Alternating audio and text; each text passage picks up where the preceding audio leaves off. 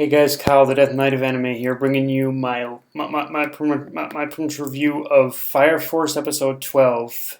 Yeah, I'm pretty much sorry that pretty much this one is as late as it is, guys. I've been like pretty much the entire day. I've been focused on pretty much doing chores because I've been doing chores because I'm doing chores because I'm pretty much hosting. I'm hosting like pretty much Thanksgiving dinner this year and for those who don't know, I live here in Canada, so for us Canadians, like Thanksgiving is in October, not November, but yeah, so that's the reason why this review is late is because I've been doing like pretty much mad cleaning around the house, so to speak, in order to prepare for that. Um, But with that said, let's get into the review. Like I said, Fire Force episode 12, and it just feels strange in general in order to say that because only because the anime has been on break for like pretty much the past 2 weeks, and starting tomorrow I'm gonna review like the first episode of My Hero Academia season 4. So it's like, yeah, there's it's so strange in order to be back and reviewing this again. Um, so pretty much to start off with, this episode like marks the start of the new core of the series, and I was a little disappointed that we didn't get a new opening, but from what I hear from what I hear like Fire Force is going to be getting another season. So that what they're probably doing is they're saving like the new opening for they're saving the new opening for the like next season, and honestly, if it saves on the budget for the rest of the series, and if it saves on the budget and if it saves on the budget for like pretty much the rest of this season, I'm okay with that too. Um, so we pretty much so we basically actually get a very scary reveal that when a third generation fire soldier like overexerts their powers, they can contract a carbonizing disease. So this is actually a neat way of explaining like Prince Conroe's like sickly looking appearance, while at the same time acting as a little bit of a cautionary tale for Shinra in order to learn from as I have no doubt that Shinra himself is going to eventually find himself in a similar situation in the future, where he more than likely is going to have to overexert his powers. And from the looks of the ending, we're also going to see just from how far you pretty much do have to push yourself in order to reach just from the point just the point that pretty much Conroe had that basically Conroe has pushed himself to. And just the fact that Prince Conroe had pushed himself that far and only contracted a carbonizing disease, it only makes you wonder further as to what happens if someone even pushes themselves even farther than Prince Conroe has. Like I imagine, like if this disease ends up like turning your body to ash, then I can only imagine what would happen if you push yourself even further than what Conroe did. I think what would happen is you would like literally die, or you'd end up becoming an infernal. I think that's more than likely what the freaking scenario is in that situation. You'd either die or you'd end up becoming an infernal. One of those two for sure. Um, and yeah, with this episode, like pretty much Benimaru, he basically took center stage, and the key thing here is that we pretty much not only get a sense for how much baggage he's carrying with him, including the burden of being the captain of the Seventh, but but with this episode, we basically get a full unfiltered reveal through his fight with the Eighth and the White-Clad's deception, how much that Benimaru himself as a character, he genuinely and deeply cares for the people he's protecting, even despite how basically laissez-faire he's been around them. And once again, it makes him and once again, with just the way that Benimaru was acting through the whole like fight with the Eighth, like obviously in a situation like that, he would come across as the villain, obviously, in that situation. But in with this fight, with this fight, it honestly made him seem more heroic. I mean, yes, he was obviously very distraught, and he wasn't thinking logically. But even under the pretense of this fight, he honestly still came across as the most heroic person here.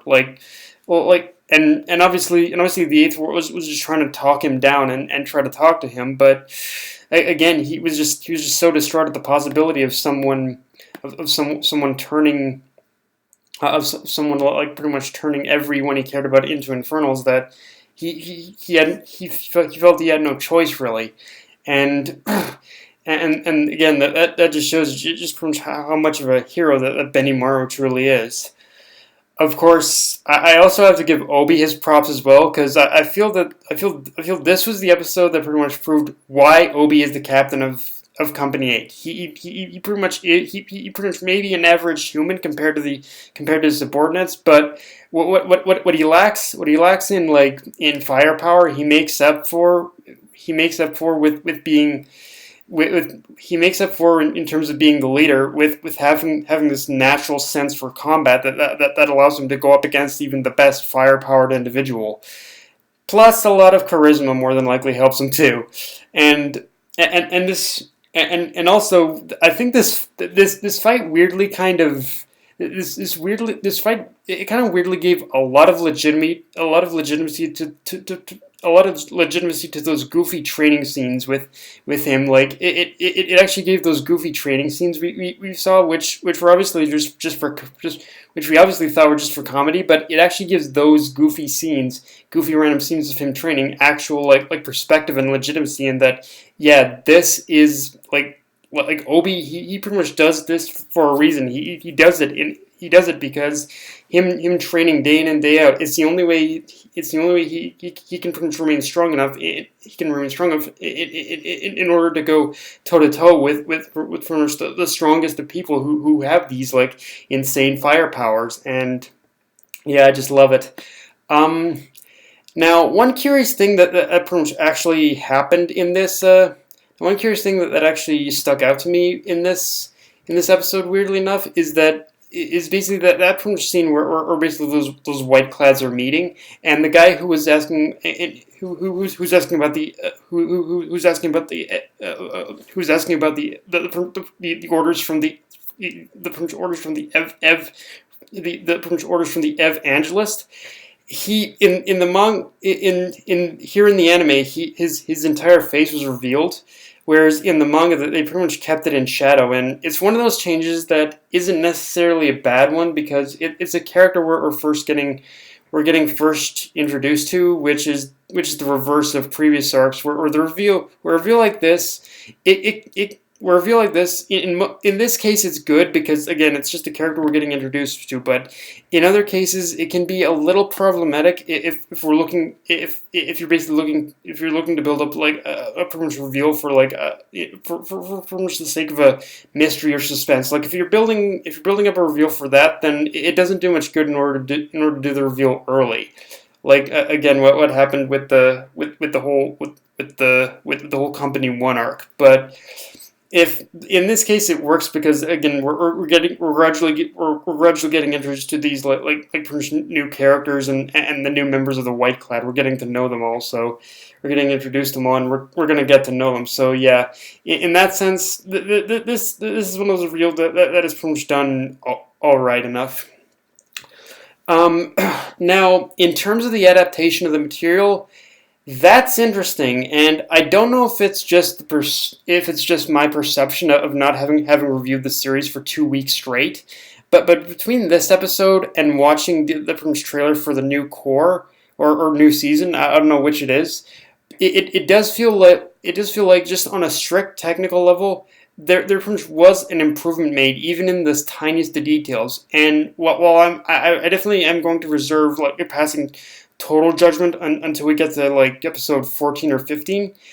I think this like 2-week break might have given David Production might have been what pretty much David Production needed in order to really find an approach that works, and just in general let the whole whatever remained of this whole situation let like blow over, because the biggest change for me with this episode compared to the previous 11 we've gotten so far, aside from the first two episodes, is that the art and animation, like, maybe it's just, again, maybe it's just a perception, but the art and animation that this time around, it looked a lot less limited and constrained, and just overall quite a bit more detailed. But then again, all of what I'm saying, it could just be a perception thing, because I do admit there were just a couple moments where that weren't like greatly animated or great or detailed greatly, but yeah, but overall, like, there just felt like something different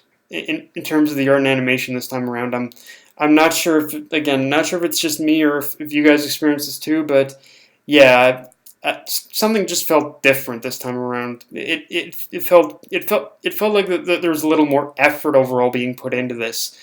There was a lot more effort being put into this episode, it felt, but again, could be just the perception of not having watched this, of just returning to the series or something like that.